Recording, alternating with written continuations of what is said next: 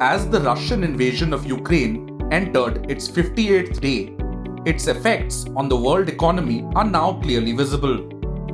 And after Ukraine, it's Russia which is bearing the maximum brunt. Not just its army, but the economy is bleeding too. So, why is one of the world's leading economies staring at an external debt default?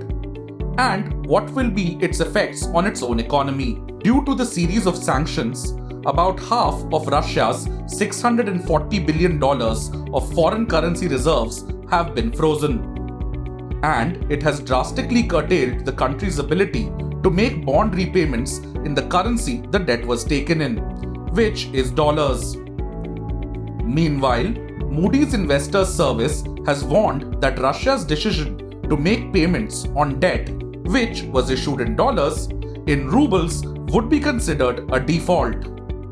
This is because it is in violation of the terms of the contract. How did things come to this? The Russian government's debt stands at a total value of $40 billion. This debt is mainly in dollars and euros, and foreign investors own half of it. The deadline to pay about $650 million in interest and principal to the holders of two bonds that had been issued in dollars passed on 4th April.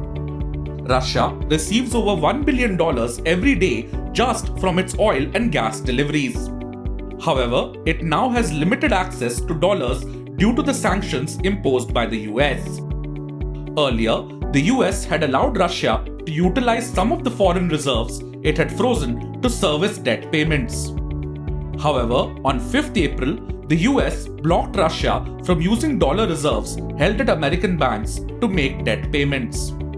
So, Russia has been left with little choice but to make the debt payments in rubles. Now, a 30-day grace period does allow Russia time until 4th May to avoid a default by converting the payments to dollars. So, what are the consequences of such a default? International investors will be unwilling or unable to lend more money to a country if it defaults on its foreign loan. They might also demand much higher interest rates. Basically, the country will either face higher interest costs or it will be unable to borrow further. Such a situation can force the country to reduce government spending, which in turn can lead to a fall in economic activity, an increase in unemployment, and a slowdown in economic growth. If you like this video, share it and subscribe to Business Standard. For more news, views and insights, log on to www.business-standard.com. Do also follow us on YouTube, Twitter, Facebook, Instagram, Telegram and LinkedIn.